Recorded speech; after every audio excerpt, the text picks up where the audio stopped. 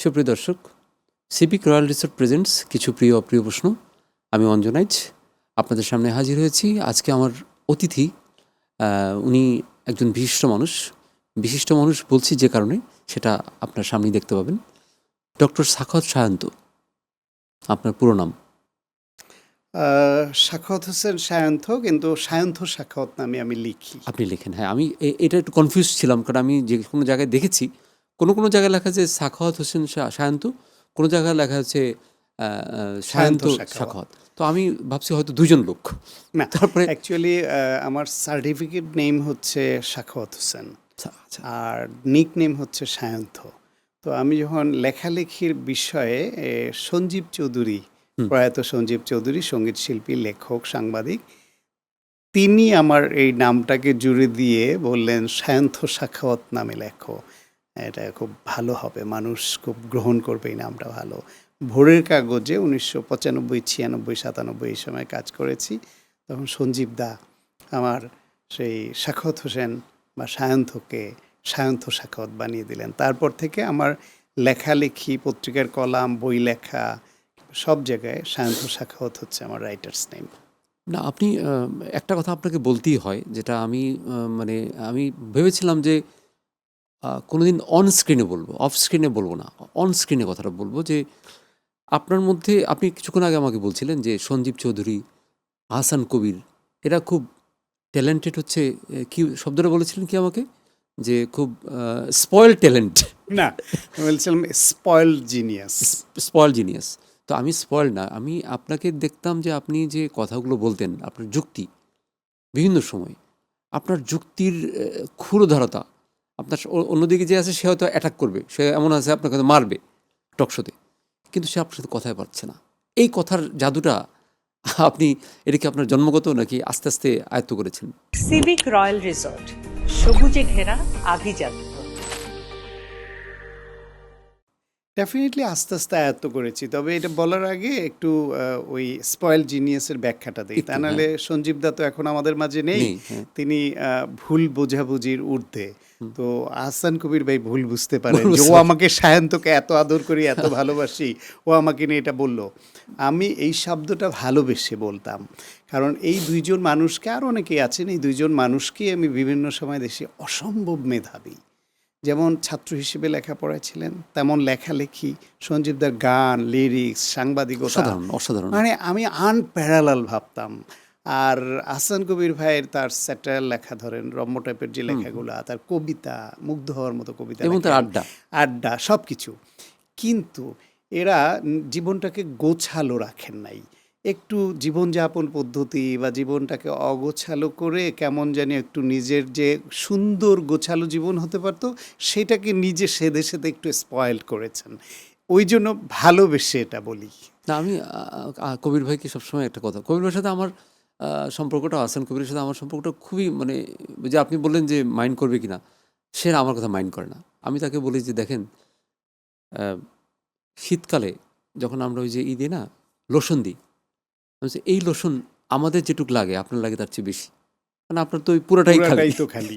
তা আবার বলি যে শ্যাম্পু খরচটা আপনার বেঁচে গেল, এই জীবনে আপনার শ্যাম্পুর খরচটা লাগলো না।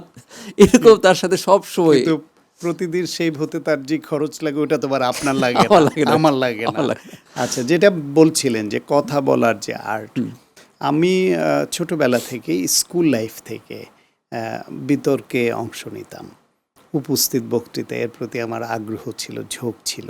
ফলে যখন আমি বিতর্ক প্রতিযোগিতা, উপস্থিত বক্তৃতা, এইসব প্রোগ্রাম করতাম, তখন মনে হতো যে আর আরেকটু সুন্দর করে যদি বলতে পারতাম, এই যে আমারটা হচ্ছে না, এবং আরেকটু সুন্দর করে যদি বলতে পারতাম, এই আকাঙ্ক্ষা থেকে তখন দেশে বিদেশে বিভিন্ন উপস্থাপনায় যারা ভালো করেন তাদেরটা শুনতাম, যে art of delivery, art of articulation of word, এবং অন্যকে একটু ইমপ্রেস করা, বেশি হার্ড না করা, একটু সফট অ্যান্ড সফিস্টিকেটেড ল্যাঙ্গুয়েজে অন্যকে ইমপ্রেস কীভাবে করা যায়।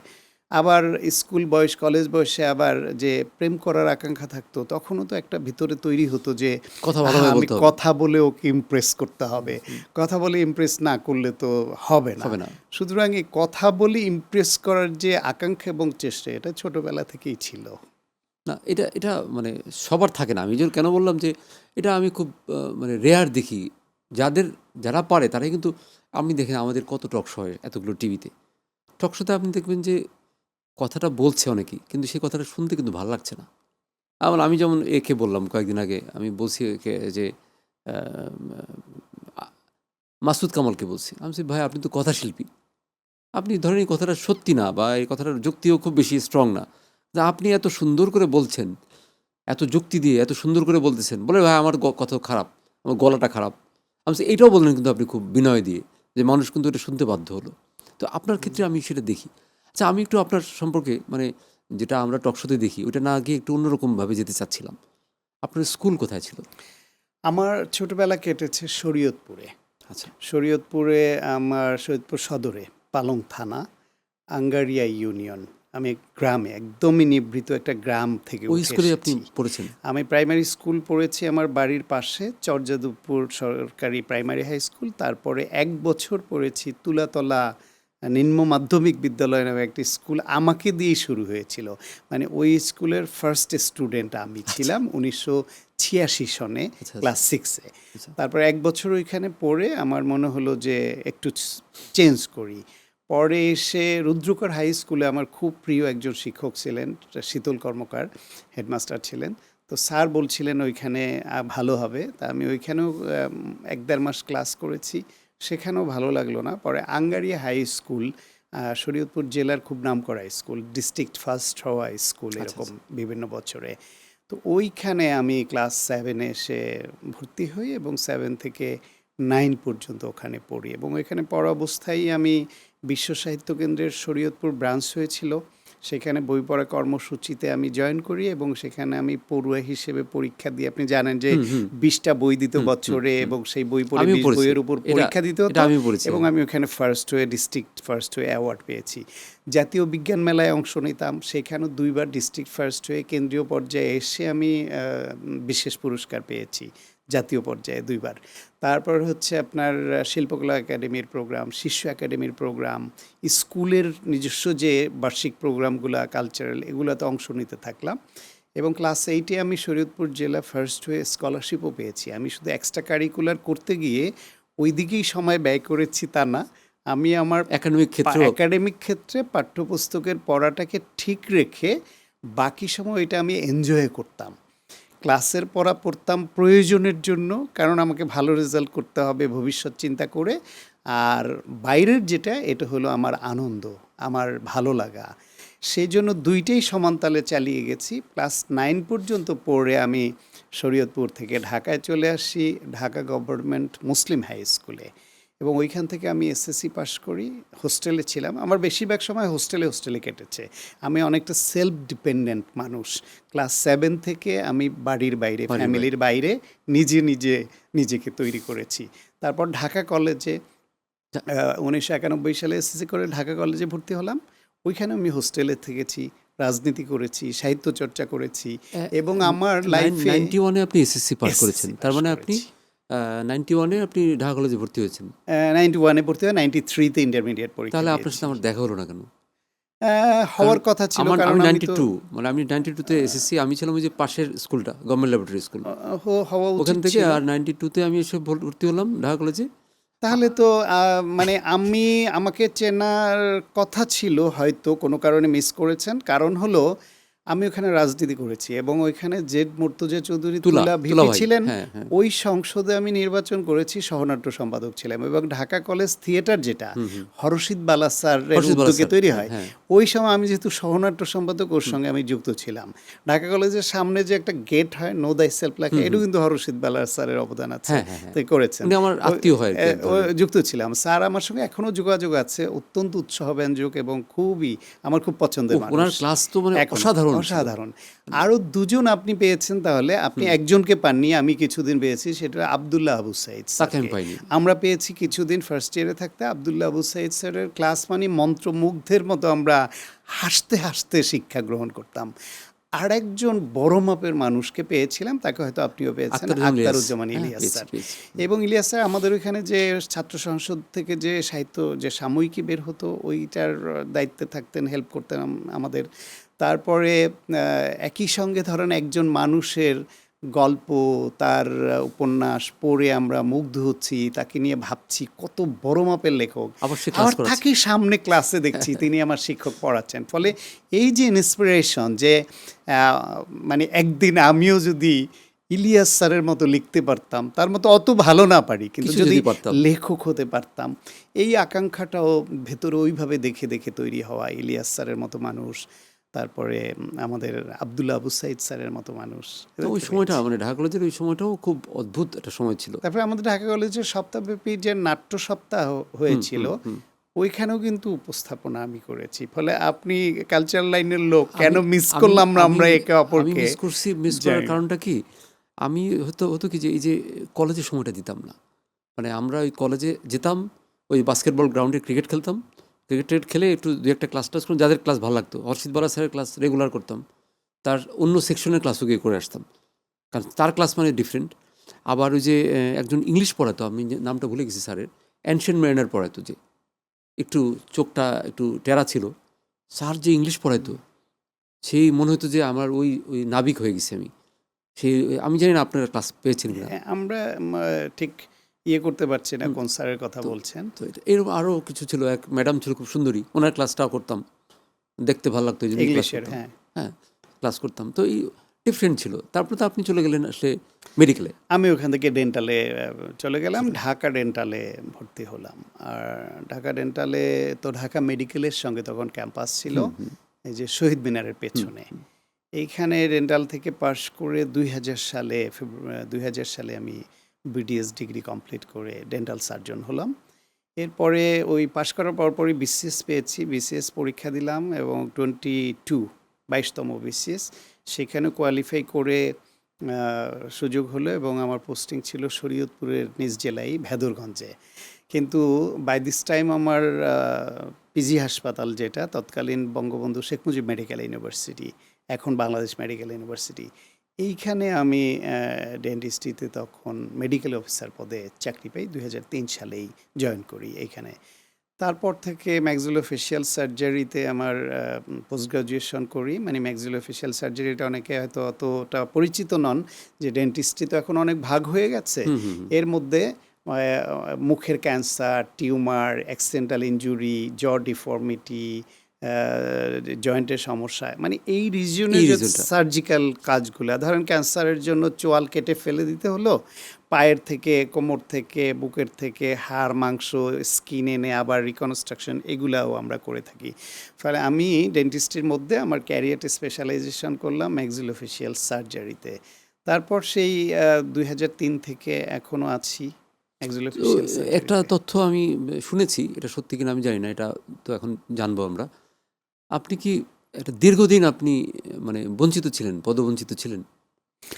এইটা বাংলাদেশে একটা আনফরচুনেট রিয়ালিটি, যে বাংলাদেশে রাজনৈতিক পট পরিবর্তনের সঙ্গে সঙ্গে তার মতাদর্শকে বিবেচনায় নিয়ে তাকে পদ বঞ্চিত করা বা পদ দেওয়া, এটা করা হয়। এটা সবসময় কম বেশি হয়ে আসছে, কিন্তু 1995-96 পর থেকে অতিমাত্রায় বেড়েছে।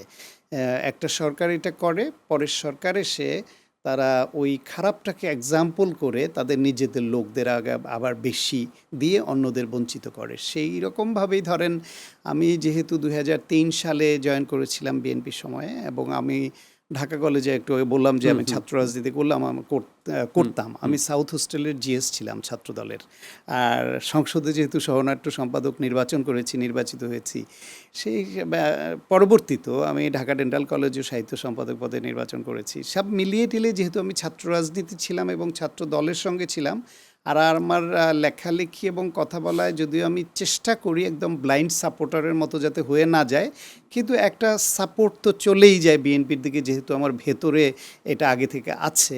সেই জন্য হয়তো আবার আওয়ামী লীগ সরকারের সময়, যেহেতু আমি আওয়ামী লীগ সরকারের সমালোচক ছিলাম, তাদের অন্যায্য কাজ, অগণতান্ত্রিক অবস্থান, নির্বাচন, ভোটের অধিকার হরণ করা, বিশেষ করে হিউম্যান রাইটস নিয়ে আমি কাজ করতাম। G9 নামে একটা অর্গানাইজেশন করি, ওইটার সেক্রেটারি জেনারেল আমি।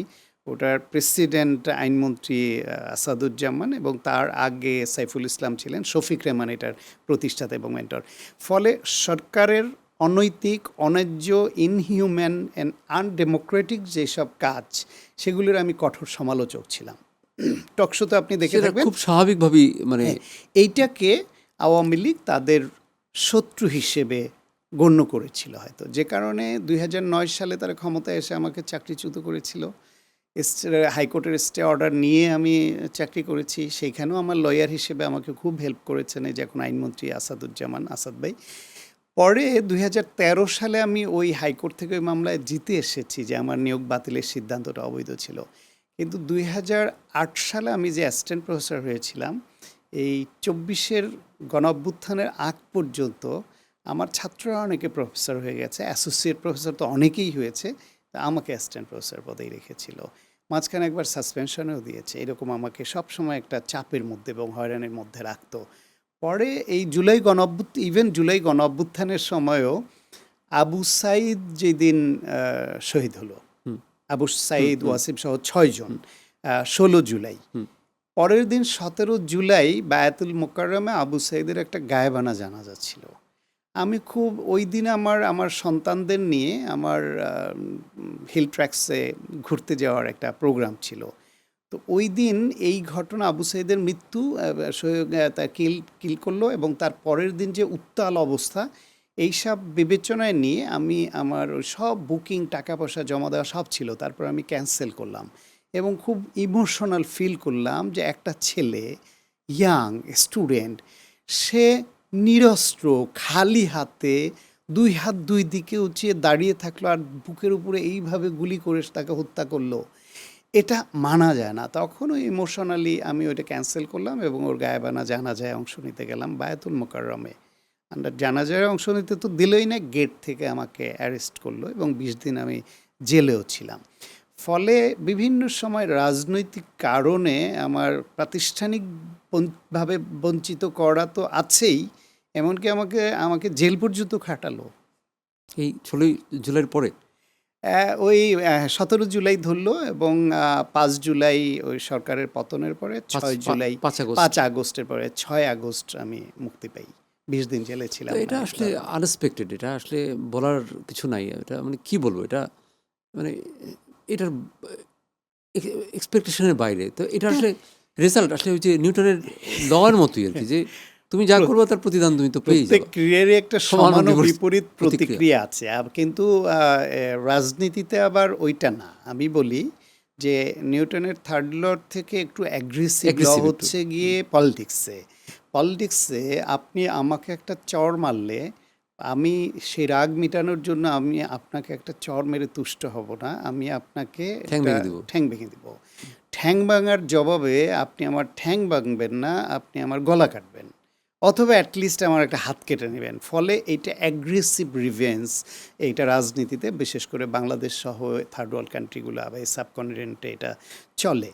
এখন এটা না হলে ভালো হতো। ইভেন আমরা দীর্ঘদিন ধরে এরকম সাফারার বা পরিবর্তনের রাজনীতির অঙ্গীকার করেছি, তো পুলিশ আমাকে ধরার পরে ভাবতে পারেন কি মামলা দিয়েছিল আমার নামে? বিস্ফোরক আইনে মামলা। আমি নাকি দলবল নিয়ে, অস্ত্রশস্ত্র, বোমা নিয়ে পুলিশের উপর আক্রমণ করেছি এবং অনেক পুলিশ আহত হয়েছে, তারা হসপিটালে ভর্তি হয়ে চিকিৎসাও নিয়েছে আপনার কারণে, আমার কারণে। আমি সেই মামলার আসামি, বিস্ফোরক আইনে দুর্ধর্ষ আসামি আমি। তো তার মানে এরকম একটা মিথ্যা মামলা আমার নামে দিল, মানে অসংখ্য লক্ষ লক্ষ মানুষের নামে দিয়েছে আগে রাজনৈতিক মামলা। ঠিক পট পরিবর্তনের পরে যারা সত্যিকার অপরাধী, দোষী, তাদের নামে যে মামলা ভ্যালিড অ্যান্ড জাস্টিফাইড, কিন্তু অনেক মানুষ তাকে শুধু আটকাতে হবে সেই জন্য সে যে অপরাধটি করেনি ওই ধারায় তাকে মামলা দিল, ঠিক আমারই মতো, আমাকে যেমন করেছে অন্যায় হয়ে গেল। রিসেন্টলি ধরেন এই যে বগুড়া একজন ডাক্তারের শুনলাম তাকে গ্রেফতার করেছে, এরকম বিস্ফোরক আইনে মামলা দিয়েছে। হতে পারে সে ভিন্ন মতের একটা রাজনৈতিক সংগঠনের সঙ্গে যুক্ত ছিল, বা তার সেটা আবার এখন কার্যক্রম নিষিদ্ধ, সে সংগঠিত করছিল, সেই জন্য ল অ্যান্ড অর্ডার সিচুয়েশন রক্ষার স্বার্থে বা কোনো কারণে তাকে অ্যারেস্ট করতে হয়েছে। এটাকে আমি মনে করি যে হ্যাঁ, যদি আইনশৃঙ্খলা রক্ষাকারী বাহিনী মনে করে যে নিষিদ্ধ ঘোষিত কার্যক্রম, নিষিদ্ধ ঘোষিত দল, তো তারা সংগঠিত হয়ে যদি কোনো অকারেন্স ঘটানোর চেষ্টা করে তাদের নিবৃত্ত করা আইনানুগভাবে দরকার। কিন্তু তাকে আপনি করলে তাকে আপনি বিস্ফোরক আইনে কেন মামলাটা দিলেন? সেই একই ধারা, মানে আমাকে যেভাবে যেই ধারায় মামলা দিল, এটা ছাড়া আর কি তারা ধারা পায় না মামলার বা তাকে আটকানোর। ফলে আমরা যে পরিবর্তনটা চাই সেইখানে তো হোঁচট খেয়ে যাই। তো একটা প্রশ্ন আমার মনে এসে যায় যে এই যে নিষিদ্ধ করাটা কি কোনো সমাধান? না, নিষিদ্ধ করাটা সমাধান নয়, কিন্তু কখনো কখনো এটা প্রয়োজন হয়ে পড়ে। আমি নিজে এটা, যেমন ধরেন এক সময় জামায়াত নিষিদ্ধ ছিল। ওটা তো আমার কাছে মনে হচ্ছিল ওটা ঠিক না, কারণ না, তাহলে যে আমাদের সমর্থকরা কি করবে? নিষিদ্ধ ছিল। তারপরে ৭৫-এর পট পরিবর্তনের পরে তারা আবার রাজনীতি করার সুযোগ পেল। ওটা না, আমি বললাম যে এই না, যে ধারাবাহিকভাবে সুযোগ পেল। আবার দীর্ঘদিন ধরে এই দল ওই দল করে টোরে সবারই বন্ধু হয়, আবার শত্রু হয়, এভাবে চললো। ফাইনালি আবার এসে তাদের কার্যক্রম নিষিদ্ধ থাকলো অনেক বছর। এই ২৪-এ এসে শেষ সময়ে আবার দল হিসেবেই তাদের নিষিদ্ধ করেছিল না। আওয়ামী লীগের ব্যাপারটা হচ্ছে এই যে আওয়ামী লীগ দীর্ঘ ১৬ বছর বাংলাদেশে ফ্যাসিবাদ কায়দায় দেশ চালিয়ে এবং তারা যে কোনো উপায়ে ক্ষমতায় থাকবার আকাঙ্ক্ষা থেকে খুব বেশি মাত্রায় অন্যায় করে ফেলেছে। বিশেষ করে গুম মানাই যায় না। অপরাধের মধ্যে জঘন্যতম অপরাধ গুম। একজন মানুষকে যে এক্সট্রা জুডিশিয়াল কিলিং অপরাধ, হিউম্যান রাইটস ভায়োলেশন, কিন্তু তাকে ক্রসফায়ারে দিয়ে মারল, সেটা জঘন্য, কিন্তু তার গুম হলো জঘন্যতম। কেন? আপনি মনে করেন একজন লোককে আপনি অন্যায়ভাবেই মেরে ফেলেছেন, সে বিচারের জন্য আশা করতে পারে, তার স্বজনরা তার ডেড বডিটার সৎকার করতে পারে, তার কবর দিতে পারে, তার একটা মৃত্যুবার্ষিকী থাকে, তার সম্পদটা তার উত্তরসূরিরা ব্যবহার করতে পারে। কিন্তু গুম হয়ে গেলে ১০ বছরের মধ্যে তার ব্যাংকে সম্পদ আছে, সব জায়গায় আছে, তার সন্তান বা তার উত্তরসূরিরা এটা ব্যবহার করতে পারবে না, কারণ তার ডেথ সার্টিফিকেট নাই, তার মৃত্যু দিবস নাই, তার ফিরে আসার আকাঙ্ক্ষায় স্বজনরা অপেক্ষা করে। কি দুঃসহ! তাহলে আওয়ামী লীগ এটা করেছে, আয়নাঘর করেছে, এক্সট্রা জুডিশিয়াল করেছে। মির্জা ফখরুল ইসলাম আলমগীরের মতো নেতাকে, ম্যাডাম খালেদা জিয়ার মতো নেতাকে কিভাবে মিথ্যা মামলা দিয়ে জেল খাটিয়ে কতভাবে হেনস্থা করেছে, অসংখ্যকে করেছে। আমি ২টি উদাহরণ দিলাম। এখন ধরেন সেই দলটি সর্বশেষ কী করলো? একটা গণহত্যা চালালো। এই যে ১৪০০-র উপরে মানুষ মারা গেছে বলে জাতিসংঘ রিপোর্ট দিল, এটার জন্য দায়টা কে নিবে? যারা অবৈধভাবে ক্ষমতায় বসে আছে, সেটার বিরুদ্ধে একটা পক্ষ পরিবর্তনের আকাঙ্ক্ষা নিয়ে মাঠে নেমেছে। আপনি তাদের উপর নির্বিচারে গুলি চালাবেন? যদি দেখেন যে হ্যাঁ, আপনি তাদের আন্দোলনের মুখে আপনি পারছেন না, রাষ্ট্র জনগণের, জনগণ চাচ্ছে না, আপনি ছেড়ে দেন, ছেড়ে দিয়ে নির্বাচন দেন বা যে কোনো পদ্ধতিতে আসেন। সেটা না করে যে নির্বিচারে গুলি চালালো এবং এত হতাহত হলো, কারো চোখ গেল, হাত গেল, পা গেল, এতগুলো মৃত্যু। এখন এই মৃত্যুর তো বিচার হওয়া দরকার। যদি আওয়ামী লীগকে কার্যক্রম নিষিদ্ধ না করে বিচারের উদ্যোগটা নেয়, আওয়ামী লীগ অনেক বড় রাজনৈতিক দল ছিল এবং বড় শক্তি, আগে থেকেই বড় রাজনৈতিক দল। ১৬.৫ বছর ক্ষমতায় থেকে তারা অনেক অর্থে এবং তাদের যে মানে muscle power, money and muscle, অস্ত্রবল সব মিলে তারা অনেক শক্তিশালী হয়ে উঠেছিল। সেই শক্তিটাকে আপনি মাঠে রেখে তাদের যে গণহত্যা, তাদের যে লুটপাট, তাদের যে টাকা পাচার, তাদের যে গুম খুন ক্রসফায়ার, বিচার তো করতে পারবে না, কেউ পারত না। সুতরাং যখন এই বিচারের উদ্যোগ নেবে, তারা গণতন্ত্রের নামে মাঠে মিছিল করতে গিয়ে যে প্রতিবন্ধকতা তৈরি করবে এবং যে অ্যানার্কি তৈরি করবে, এই দেশে একটা সিভিল ওয়ারের দিকে চলে যেত। এটা আমি আমার ব্যাখ্যাটা, আমার ধারণাটা বলছি। সুতরাং ওই সময় এদের বিচার না হওয়া পর্যন্ত এদের কার্যক্রম নিষিদ্ধ করা ছাড়া কোনো অল্টারনেটিভ ওই সরকারের হাতে ছিল না।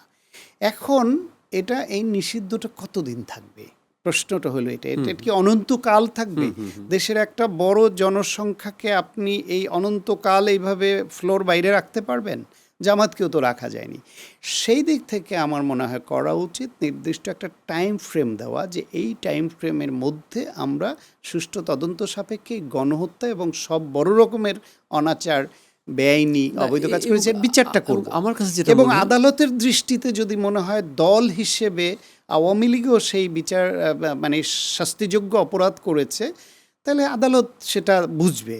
যদি সেটা না হয়, যে সাধারণ সমর্থক যারা সত্যি এই অপরাধে যুক্ত না, তাদের তো রাজনীতি করবার অধিকার আছে এবং কোনো একটা সময় হয়তো তারা সে অধিকার ফেরতও পাবে। না, আমাদের একটা ব্রেকের সময় গেল। আমি শুধু যাওয়ার আগে লাস্টে একটা কথা বলি, সেটা হচ্ছে যে আমি এমন মানে এটা আওয়ামী লীগের এক লোককে, মানে আওয়ামী লীগ করতো বা কিছু এরকম একটা লোককে আমি দেখেছি যে সেই বলছে এসে, যে আমাদের মধ্যে এসে বললো যে দেখেন, আমি তো আওয়ামী লীগ করতাম, আমরা তৃণমূলের মানুষ, তো এই 17 বছর অনেক নাকি আওয়ামী লীগের সম্পদ বাড়ছে, এই বাড়ছে, আমি তো ভাই কিছু পাইলাম না, কিন্তু এখন তো আমার নামে কেস হয়েছে, আর যারা অপকর্ম করছে তারা তো বিদেশ চলে গেছে। পালিয়ে গেছে। তো এখন কিন্তু আমরা এই 17 বছর আমরা তেমন কিছু পাইনি, তেমন না, কিছুই পাইনি। আমি দল করতাম, ভোট দিতাম, ইলেকশন আসলে আমাদেরকে ডাকতো, আর ইলেকশন বেশি একটা ডাকতো না, আর ইলেকশন তো ঠিকভাবে হতো না, তার তো ভূমিকা কোনটা?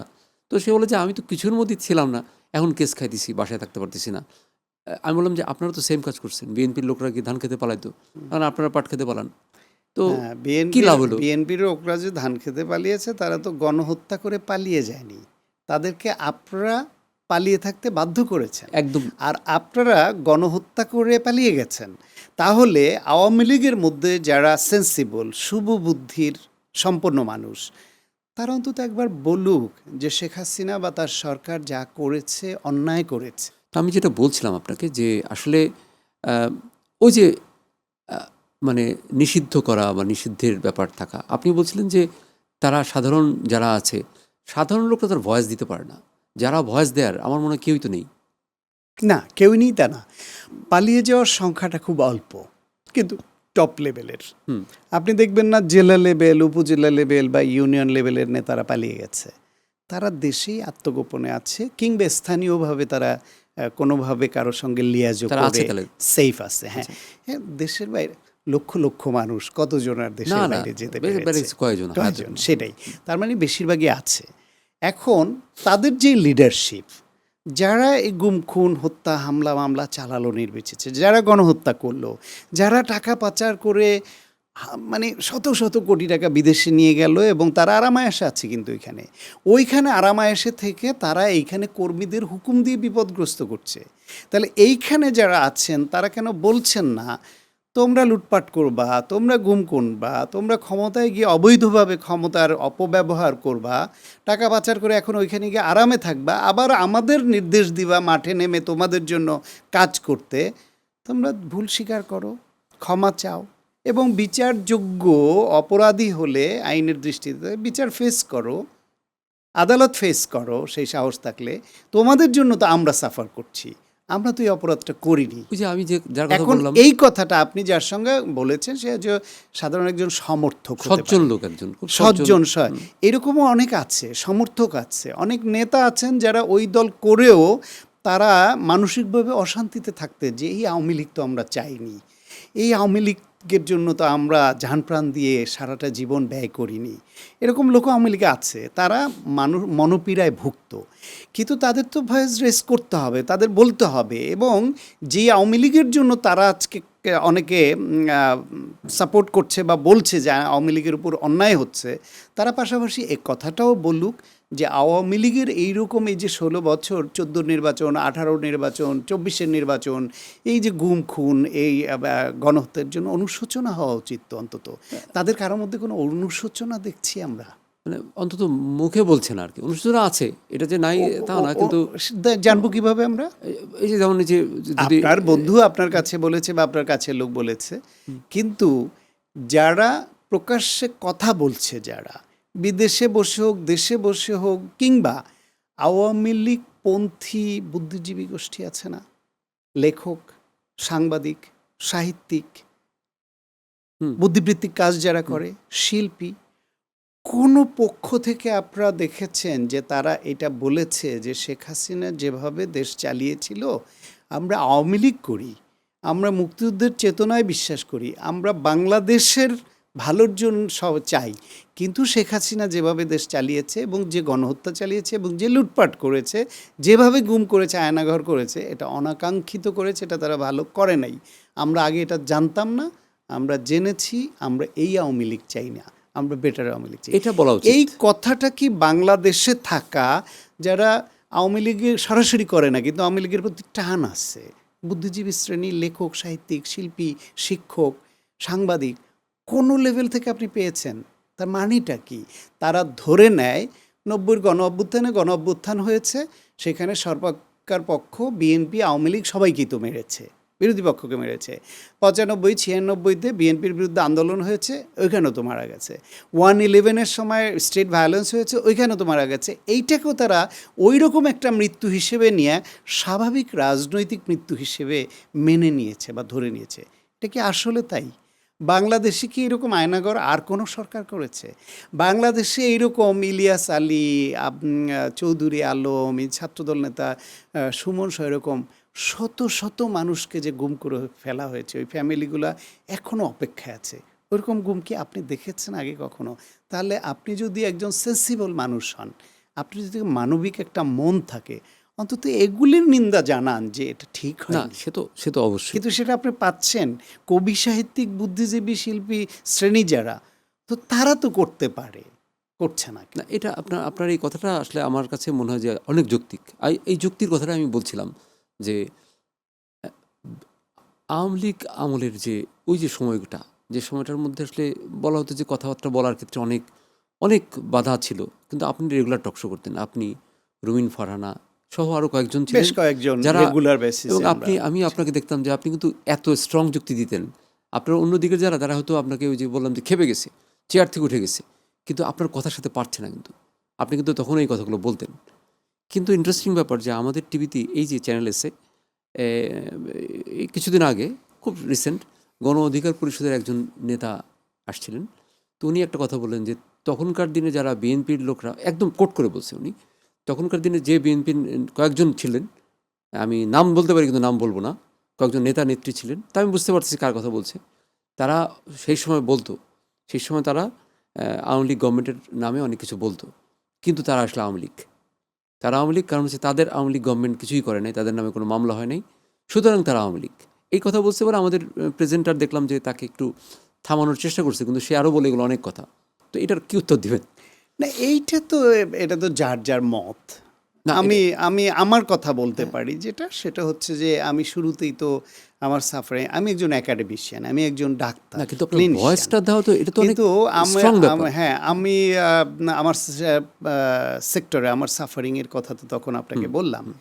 আমার বাসায় একাধিকবার বিভিন্ন সময় পুলিশ হানা দিয়েছে, আমাকে পালিয়ে থাকতে হয়েছে, আমাকে চেম্বার বন্ধ রাখতে হয়েছে একাধারে 2-3 মাস ধরে, চেম্বার করতে পারিনি, কারণ গেলে আমাকে অ্যারেস্ট করে ফেলবে বা বিপদে পড়ব। আমি টকশো থেকে ফেরার সময় প্রতিদিন এই আতঙ্ক নিয়ে ফিরতে হতো যে আমিও গুমের শিকার হয়ে যাই কিনা, ফিরতে পারবো তো।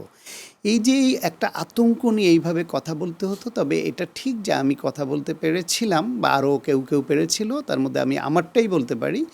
আমি পেশায় একজন চিকিৎসক, আমি দীর্ঘদিন ধরে সংবাদ মাধ্যমে কাজ করা, সাংবাদিকতা করা একজন কর্মী, আমি একটা মেডিকেল বিশ্ববিদ্যালয়ের শিক্ষক, আমি সরাসরি কোনো রাজনৈতিক দলের সদস্য নই, আমি হিউম্যান রাইটস নিয়ে কাজ করা একজন মানুষ।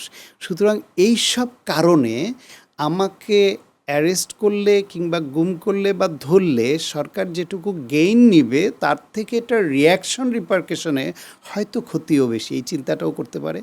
পাশাপাশি আমি যেহেতু খুব অ্যাগ্রেসিভ পলিটিক্স করি না, একরোখা কথা কখনো এরকম বলি নাই। আমি বিএনপিরও ভুল ত্রুটি কিছু হলে হয়তো খুব কড়াভাবে বলি না, পছন্দের দল বলে, কিন্তু সেটাও আমি বলি, স্বীকার করি, তাদেরও সমালোচনা করি। সেই সব কারণে সরকারের মধ্য থেকে আমার ব্যাপারে হয়তো এরকম খুব এক্সট্রিম অ্যাগ্রেসিভ কোনো অ্যাটেম্প্ট আসে নাই। কিন্তু প্রাতিষ্ঠানিকভাবে চাকরিচ্যুত হয়েছি, বরখাস্ত হয়ে সাময়িক বরখাস্ত হয়েছি, 16.5 বছর একই পদে রেখেছে, প্রমোশন না দিয়ে, সর্বশেষ গ্রেফতারও না, হয়েছি। কিন্তু আপনার ভয়েসটা তো অনেক ইম্পর্টেন্ট ছিল, যে ভয়েসটা অনেকেই দেওয়ার সাহস পেত না তো। আর আপনি যে আমি বলতে আমি কথা বললে সাধারণত পত্রিকা বা বই বা বিভিন্ন রেফারেন্স দিয়ে একটু কথা বলতাম, ফলে কোনো কথা দিয়েও যে আমাকে মামলা করে আটকে দিবে ওই চিন্তাও হয়তো ওই জন্য করতো না, আমি জানি না। আমি আমার মতো বলে গেছি। না, আমি যে কথাটা কেন একটু আমার কাছে লাগছে কেন, আমি তার মূল কারণটা আমি বলি। কারণ আমার কাছে মনে হচ্ছে যে আপনি সহ কয়েকজন মানুষ ছিল যারা বিরুদ্ধ স্রোতের সাথে, কারণ আমরা দেখা যেত টক শোতে 3 জন গেস্ট, দুজনই একটা দলের, আপনি আলাদা একজন, বা চারজন দুজনের সঙ্গে আবার সঞ্চালকও যোগ হতো অনেক সঞ্চালকও যোগ সময়। হতো অনেক সময়। হ্যাঁ, তো তাহলে এখন কিন্তু আপনি তো ফাইটটা করছেন, তো এখন আপনাকে আবার কাঠগড়ায় কেন দাঁড়া করাচ্ছে এরা? এইটা তো মানে যে কারো ব্যক্তিগত মতামত, কেউ যদি এটা মনে করে সে মনে করবার স্বাধীনতা তার আছে, কেউ যদি বলে ওই বলবার স্বাধীনতাও তার আছে। মানুষ যারা আমাদের কথা শুনতো বা এখনো শুনছে তারাই বিবেচনা করবে যে এই অভিযোগের ভিত্তি আছে কিনা। ওই সময় যারা আপনারা এই ফাইটটা করতেন, কথা যুদ্ধ যেটাকে বলে, কথা যুদ্ধ করে তো আপনি আপনার দলটাতে টিকিয়ে রেখেছেন কথা বলেই নাকি? অনেক কিছু দিয়ে টিকে ছিল, দেশে বিদেশে সাংগঠনিক তৎপরতা, প্ল্যানিং, কথা লেখা, তারপরে যারা মাঠে ঝুঁকি নিয়ে নেমেছে, শুধু কথা দিয়েই তো না, তাহলে এতগুলো গুম হয়েছে কেন, এতগুলো এক্সট্রা জুডিশিয়াল কিলিং হয়েছে কেন, তাদেরকে থ্রেট মনে করতো বলেই তো এটা হয়েছে। তারপরে বিএনপি যে বিভাগীয় সমাবেশগুলো করেছে, সব লঞ্চ, স্টিমার, বাস, ট্রাক, ট্রেন সব বন্ধ করে দিয়েও তো মানুষ 2-3 দিন আগে গিয়ে তাঁবুটা নিয়ে বসে থাকতো মিটিংয়ের জন্য। মনে আছে নিশ্চয়ই আপনার সেই বিভাগীয় সমাবেশগুলোর কথা। এত মানুষের স্রোত নামতো, সেটা তো তাদের রাজনৈতিক নেতৃত্ব, কর্মসূচি সেগুলো দিয়েই করেছে।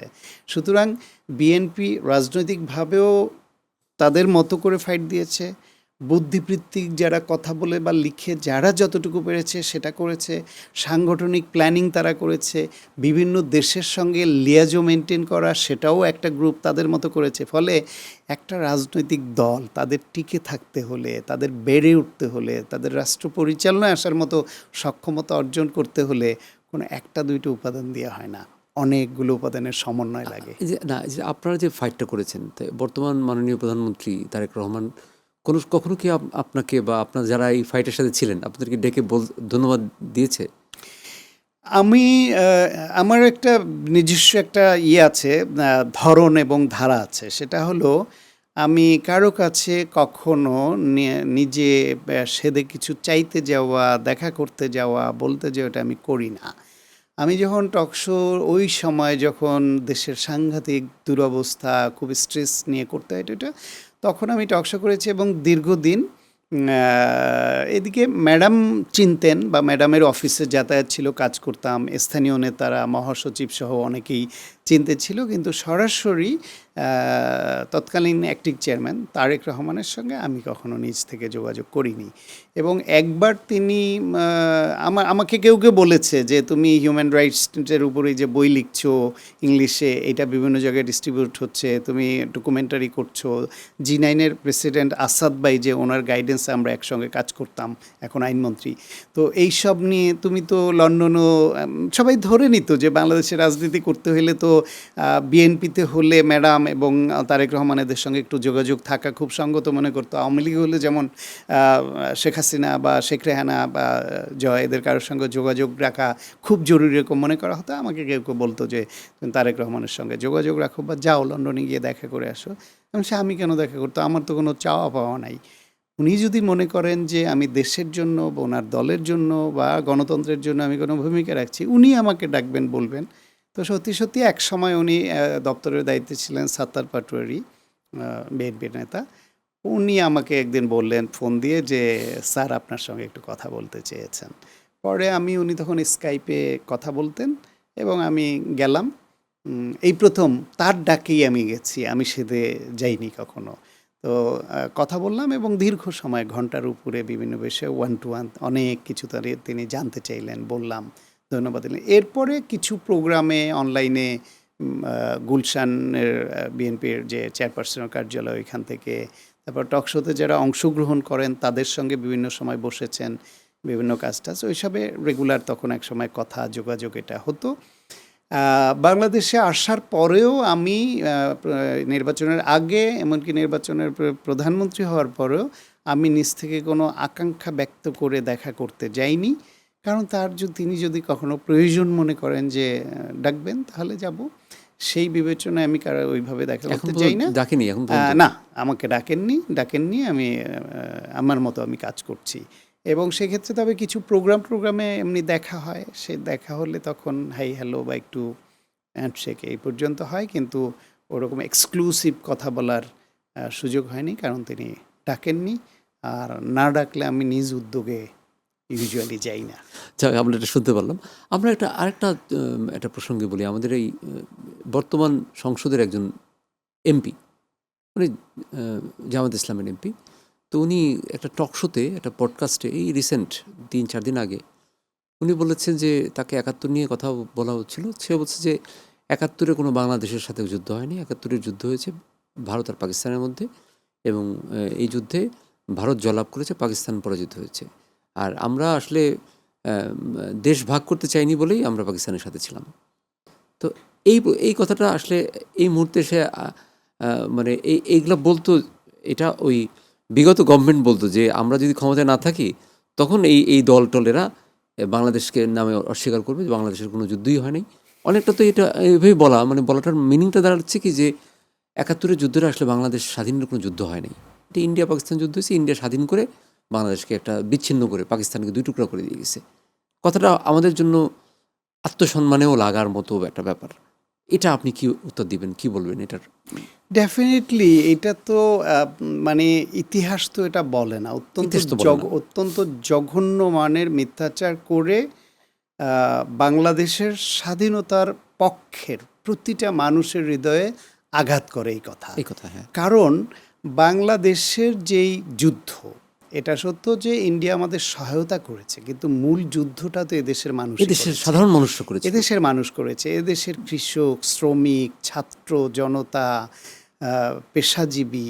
আপনি এদেশে দেখেন যে মুক্তিযুদ্ধে শহীদ হয়েছে যারা, উপাধি পেয়েছে যারা, তারা কি যুদ্ধ না করে পেরেছে? তাদের যে বীরত্বের গল্প, আজকের যিনি স্পিকার আছেন মেজর হাফিজ, তিনি একজন মুক্তিযোদ্ধা, খেতাবপ্রাপ্ত মুক্তিযোদ্ধা। তিনি ফিল্ডে যুদ্ধ করেছেন, এখনও তো বেঁচে আছে, যদিও জামাতের সঙ্গে এখন খুব নির্বাচনের আগে সখ্য হয়েছিল, অলি আহমেদ। হ্যাঁ, তিনিও তো মুক্তিযোদ্ধা। এই দেশের এই যে 30 লক্ষ নিয়ে বিতর্ক থাকুক, কিন্তু এটা তো সত্য যে লক্ষ লক্ষ মানুষ শহীদ হয়েছে। তাহলে এদেশের মানুষ যুদ্ধ না করলে লক্ষ লক্ষ মানুষ শহীদ হলো কোত্থেকে? এদেশের মানুষকে যে তাহলে রেপ করেছে আমাদের মা বোনদের, কারা করেছে? তো এই দেশের মানুষ যুদ্ধ করেছে, কেউ প্রত্যক্ষভাবে ফিল্ডে থেকে যুদ্ধ করেছে, কেউ যুদ্ধের সহায়তা করেছে, কেউ যুদ্ধের পক্ষে তাদের প্রার্থনা করেছে, কোনো না কোনোভাবে স্বাধীন বাংলাদেশ চেয়েছে। এরা প্রত্যেকে যোদ্ধা।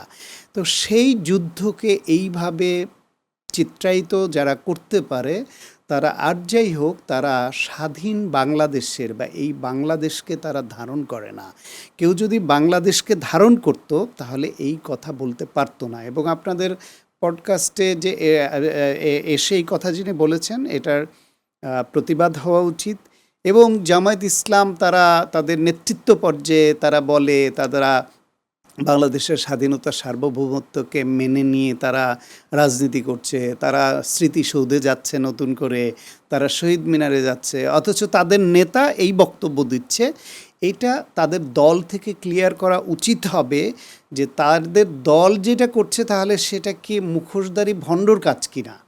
তাদের মনে প্রাণে ধারণ করে এই নেতার কথা, আর দল মানুষকে দেখাচ্ছে অন্যটা, সেটা কিনা। নাকি দল যেটা বলছে, তারা আকারে ইনিয়ে বিনিয়ে ক্ষমাও কিন্তু যাচ্ছে 71-এর জন্য, যদিও আনুষ্ঠানিকভাবে দল চাচ্ছে না। ওদের নেতাদের অনেকেই শেষ আমির থেকে শুরু করে দেখবেন যে তারা নানানভাবে বলে আমরা যদি ভুল করে থাকি, এটা বলে।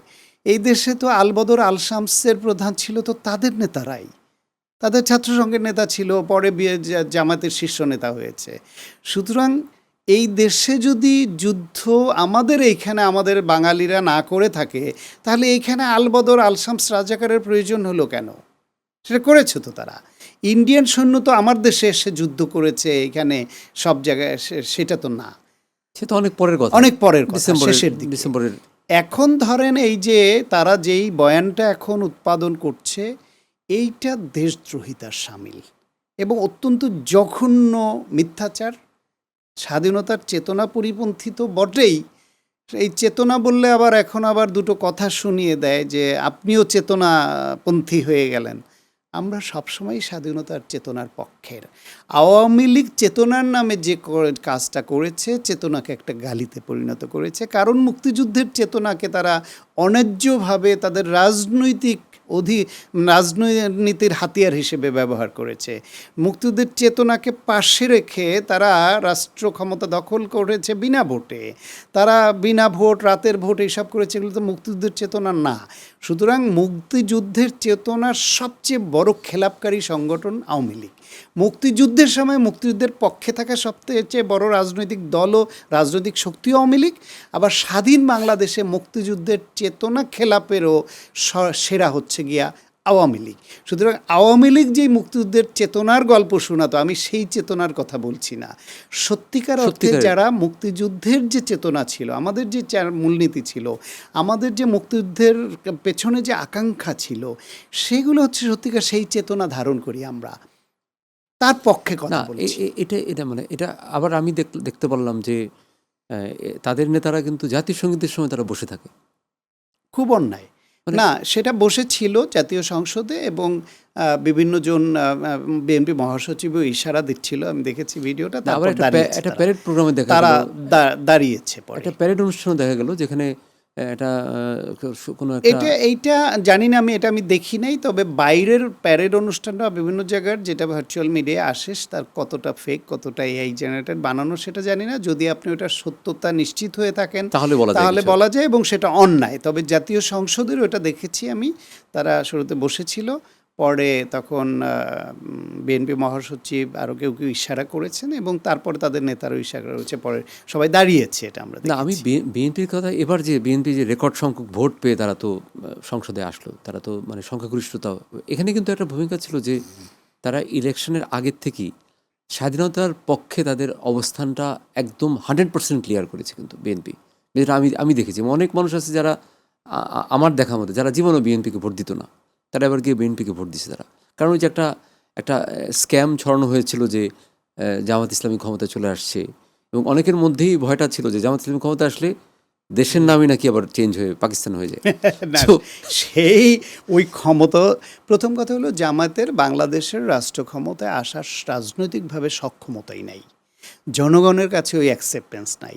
এটা একটা হাইপ উঠেছিল এবং এইবার জামায়াত ইসলাম যে অনেকগুলো সিট পেল, 72টা আসন বোধহয়, এই যে জিতলো, এটা মূলত আওয়ামী লীগ কর্তৃক সৃষ্ট ভ্যাকুমের কারণে একটা শূন্যতা, রাজনৈতিক শূন্যতা তৈরি হয়েছে এবং আওয়ামী লীগের কারণে এই প্রিভিলেজড হয়েছে তারা।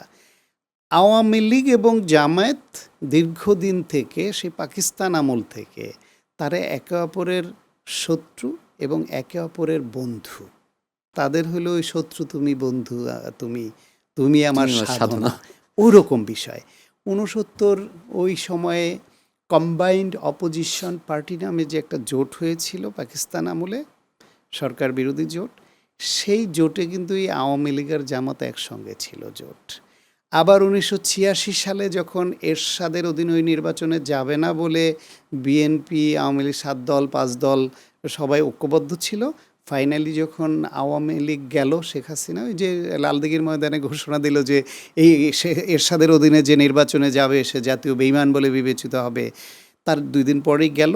সেই নির্বাচনে কিন্তু স্বাধীন বাংলাদেশে প্রথমবারের মতো জাতীয় সংসদ নির্বাচনে অংশগ্রহণ করে জামায়াত। তখনও কিন্তু এরশাদের সহযোগী হয়েছিল এই জামায়াত ইসলাম আর আওয়ামী লীগই।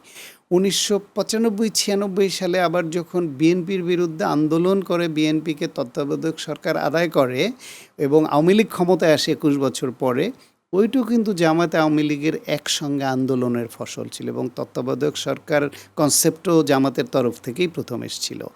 সুতরাং এই রকম বন্ধু আছে। আবার আওয়ামী লীগ আবার জামাতের নেতাদের এই শাহবাগ মঞ্চ এবং তাদের ফাঁসি হওয়া, দল নিষিদ্ধ করা, এগুলো আবার আওয়ামী লীগই করেছে। আবার এইবার বাংলাদেশে যদি আওয়ামী লীগ এই অনাচারটা না করতো, গুম খুন না করতো, গণতন্ত্রকে এইভাবে নির্বাসনে না দিত, ভোটের অধিকার হরণ না করতো, সর্বশেষ গণহত্যা না করতো, একটা সুষ্ঠু নির্বাচনের পরিবেশ তৈরি করে যদি তত্ত্বাবধায়ক সরকারের অধীনে গ্রহণযোগ্য একটা নির্বাচন দিত, তাহলে বাংলাদেশে পলিটিক্যাল কম্পিটিশনে ঘুরে ফিরে আওয়ামী লীগ বিএনপি থাকতো, জামায়াত থার্ড ফোর্থ ফিফথ পজিশনের দলই ছিল। এইবারও তাই হতো যদি একটা সুষ্ঠু নির্বাচনের পরিবেশটা বজায় রাখতো আওয়ামী লীগ এবং একটা গ্রহণযোগ্য নির্বাচন হতো। আওয়ামী লীগ দেশে রাজনীতি করা অবস্থায় জামাত ওই পর্যায়ে। সুতরাং আওয়ামী লীগ এমন অনাচার করলো এবং পালিয়ে যেতে বাধ্য হলো গণহত্যা চালিয়ে। এই যে ভ্যাকুম, এই ভ্যাকুম তৈরি হওয়াতে অবধারিতভাবে সেকেন্ড রাজনৈতিক শক্তি হিসেবে জামায়াত উঠে আসছে। ফলে জামায়াত এবং আওয়ামী লীগ জেনে হোক না জেনে হোক, ইচ্ছায় হোক অনিচ্ছায় হোক, বিভিন্ন সময় একে অপরের ক্ষতিও করেছে, আবার সবচেয়ে উপকারও করেছে। সেই জন্যই বললাম এরা একে অপরের শত্রু এবং কাছে বন্ধু। বন্ধু তুমি শত্রু, তুমি আমার সাধনে, একে অপরের সাধনা। আর জামাত ইসলাম বাংলাদেশের স্বাধীনতা সার্বভৌমত্বের পক্ষে এখন যে কথা বলছে নিয়ে বেনিয়ে, এটা তাদের একটা মুখোশ আমার মনে হয়। তারা এই স্বাধীন বাংলাদেশের অনেক কিছুই তারা মানতে পারে না, এই অ্যালার্জিটা তাদের মধ্যে আছে, যে কারণে তারা ওই যে সংবিধান ছুঁড়ে ফেলে নতুন সংবিধান সংস্কার নানান তকমায় আগাতে চায়। যে ৭২ সংবিধান, ওটার নাম শুনলেই তাদের অ্যালার্জি হয়, কারণ ওর সঙ্গে মুক্তিযুদ্ধ জড়িত আছে। আর বিএনপির বিষয় যেটা, বিএনপি আপনি বলছিলেন যে এইবার মুক্তিযুদ্ধের পক্ষে নিজের শক্তি হিসেবে নিজেদেরকে এস্টাবলিশ করায় অনেকে ভোট দিয়েছে। বিএনপি সবসময় মুক্তিযুদ্ধের পক্ষের শক্তি, কিন্তু আওয়ামী লীগ যেরকম মুক্তিযুদ্ধকে কুক্ষিগত করে নিয়েছিল, বিএনপি সেটা করেনি বা পারেনি। জিয়াউর রহমানের সময়ে বাংলাদেশের যে মুক্তিযুদ্ধের দলিল সংরক্ষণ যে প্রকল্প ছিল, সেটা আপনি দেখেন তো কতটা নির্মোহ এবং নিরপেক্ষ মুক্তিযুদ্ধের দলিল সংগ্রহণ প্রকল্প ছিল। সেখানে তো সবকিছুই একদম করেছে। স্পষ্ট করে বলা আছে কিন্তু। হ্যাঁ, তারপরে দেখেন হাসান আপনি, আজিজুল হক সম্ভবত এটা তারপরে ই দেখেন করেছিলেন। জাতীয় স্মৃতিসৌধ, ওইটা নকশা প্রণয়ন, অর্থ বরাদ্দ, মেজরিটি অংশ কাজ সম্পন্ন কে করেছে? জিয়াউর রহমান করেছেন। তারপরে আসলো বিভিন্ন সরকার, আসলো গেল, অনেক কিছু হলো। এই শেখ হাসিনাও তো ১৯৯৬ সালে ক্ষমতায় আসলো, ২০০১ পর্যন্ত থাকলো।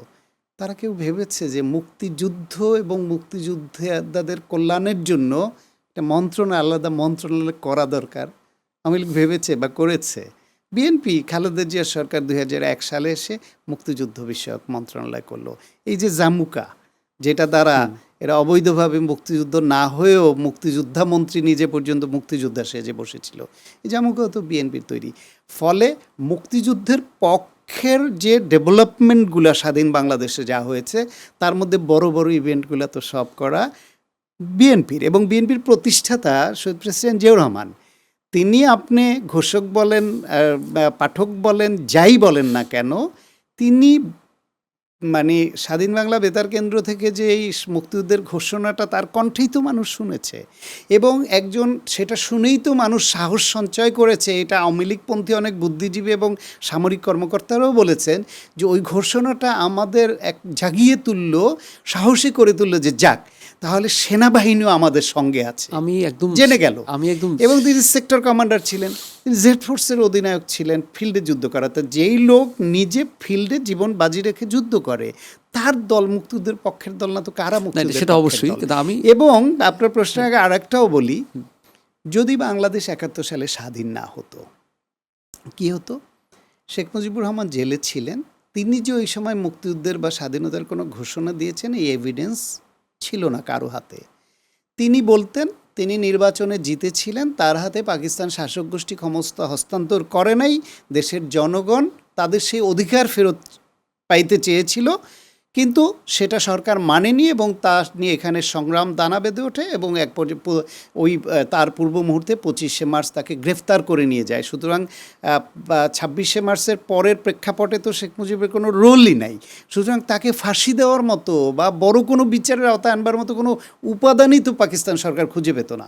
কিন্তু আর্মি অফিসার তিনি শৃঙ্খলাবদ্ধ একটা বাহিনীর রুল ভেঙে উই রিভোল্ট বলে অস্ত্র উঁচিয়ে গুলি করে ২৫শে মার্চ যুদ্ধের সূত্রপাত করলেন।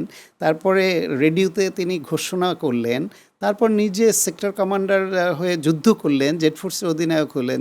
ধরেন বাংলাদেশ স্বাধীন হতো না, তাহলে জিয়াউর রহমানের পরিণতি কি হতো? তা তো কোনো নিশ্চিত ফাঁসি হতো। অস্তিত্ব থাকতো না। হ্যাঁ, হ্যাঁ, তাহলে স্যাক্রিফাইসটা, সাহসটা কার, জিয়াউর রহমানের কার থেকে কম?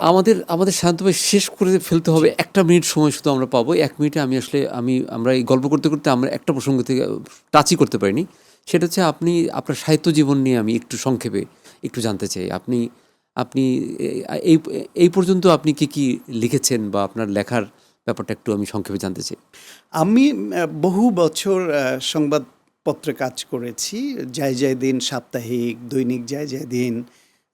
বাংলাদেশের প্রথম 4 রঙা দৈনিক ছিল আল মুজাদ্দেদ, সাপ্তাহিক মেঘনায়, তারপর ভোরের কাগজ, এইসবে কাজ করেছি। কলাম লিখেছি, দেশ রূপান্তর, আমার দেশ সহ বিভিন্ন পত্রিকায় কলাম লিখেছি।